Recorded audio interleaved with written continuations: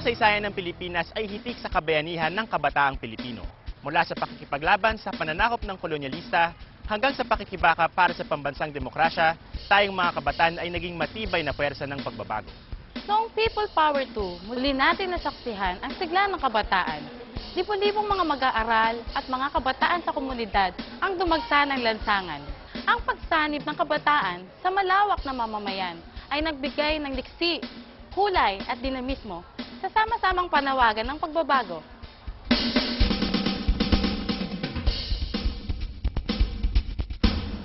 Pagkatapos ng People Power 2, nag-usap yung iba't ibang mga organisasyon ng mga kabataan tulad ng LFS, Anak Bayan, Student Christian Movement, College Editors Guild, National Union of Students, kung ano ang dapat gawin ng mga kabataan para konkretong makuha ang hinihiling na reforma para sa ating bansa.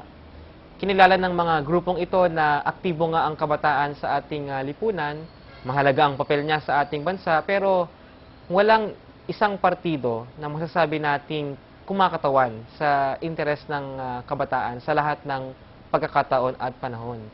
Kaya nakita ang pangangailangan ng mga kabataan na magbuo ng isang partido ng kabataan na ipaglalaban ang interes ng mga kabataan sa loob at labas ng ating pamahalaan.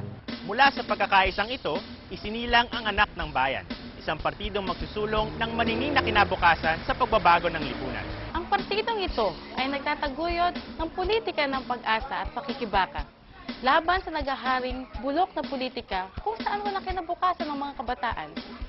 Ang Anak ng Bayan, ang partido na binuo ng mga kabataan, pinamumunuan ng mga kabataan at para sa interes ng mga kabataan.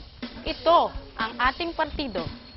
Sa pagkaisahan ng iba't ibang organisasyon ng mga kabataan na buuin ang Partido ng Kabataan noong June 19, 2001. Itinaon ito sa kaarawan ni Dr. Jose Rizal dahil tulad niya, naniniwala ang mga organisasyon ng kabataan na kabataan pa rin ang pag-asa ng bayan at kailangang himukin ang kabataan na tuloy-tuloy na paglingkuran ng ating sambayanan.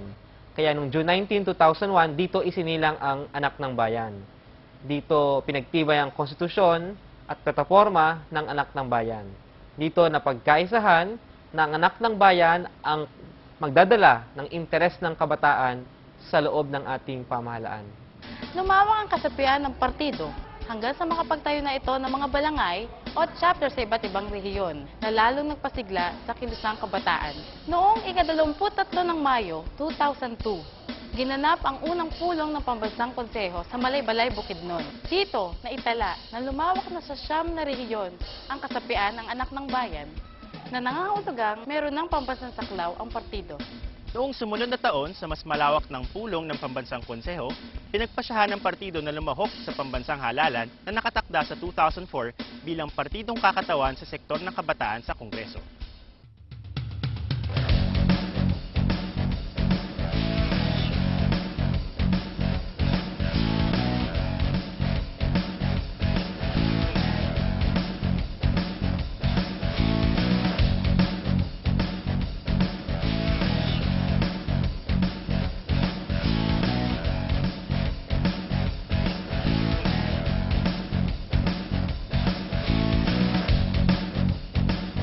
Anak ng Bayan. Naging pangunahing biktima ang Anak ng Bayan noong nakaraang halalan ng malaganap na dayaan at karahasan. Marami sa ating mga miyembro ang tinakot at hinuli ng militar. Sa katunayan, isa sa ating mga nominado, si Ronald Evidente, ay isang buwang kinulong sa Negros dahil siya ay nakusahan ng pagpatay sa kanilang probinsya. Maraming ulat sa iba't ibang bahagi ng ating bansa na yung boto ng Anak ng Bayan ay talagang hindi nabibilang. Bago ang eleksyon, nangunguna sa mga survey ang Anak ng Bayan. Pero sa bilangan, hindi nagtagumpay ang partido na makakuha ng kinakailangan na boto upang makapagpaupo ng kinatawan sa Kongreso. Pagkatapos ng halalan, aktibo pa rin ang Anak ng Bayan. Manalo man o matalo sa eleksyon, ang pagkakaisa naman natin noon, kailangang ipagpatuloy yung ating napagkaisahan na pangunguna sa kapakanan ng kabataan. Kaya ang anak ng bayan, aktibo yan sa mga eskwelahan, sa mga komunidad, tuloy-tuloy yung kanyang binibigay na pag-aaral, mga leadership training, mga relief mission, medical mission, mga lobbying sa ating pamahalaan, yung kanyang inilalabas na mga pag-aaral hinggil sa iba't ibang issue ng mga kabataan, yung kanyang mga petisyon para sa reforma sa edukasyon, yung kanyang konkretong mga inihapag na mga panukala sa mga lokal na pamahalaan para sa kapakinabangan ng ating mga miyembro sa iba't ibang bahagi ng bansa. Kaya masasabi natin na nakamit natin yung ating layunin na paglingkuran yung kabataan at himukin ang kabataan na tuloy-tuloy na kumilos para sa pagbabago, para sa paglaban natin sa mas magandang kinabukasan. May mga mungkahi mula sa mga balangay na palitan na ang pangalang anak ng bayan upang maiwasan ang pagkakalito nito sa pangalang katunog ng iba pang party list. Matapos ang pambansang kumbensyon ng partido noong Nobyembre 2005 at matapos ang pambansang konsultasyon, pinagtibay ng mga kasapi at pinuno nito ang pangalang Kabataan Party bilang bagong pangalan ng ating partido. Nananatiling Kabataan Party ang pinakamalaking partido ng kabataan sa ating bansa. Meron na itong pinatunayan noong 2004 elections. Meron itong pinatunayang lakas after ng 2004 elections sa pamamagitan ng tuloy-tuloy na mga pagkilos at mga paglawak ng ating kasapian sa iba't ibang bahagi ng bansa. Kabataan Party ay nananatiling partido ng kabataan na binuo ng mga kabataan at para sa mga kabataan. Tuloy-tuloy yung paglago ng ating mga kasapi komunidad sa mga eskwelahan, dito man sa urban o sa probinsya. Ibig sabihin, ito ang pinakamalakas na partido ng kabataan sa ating bansa sa kasalukuyan.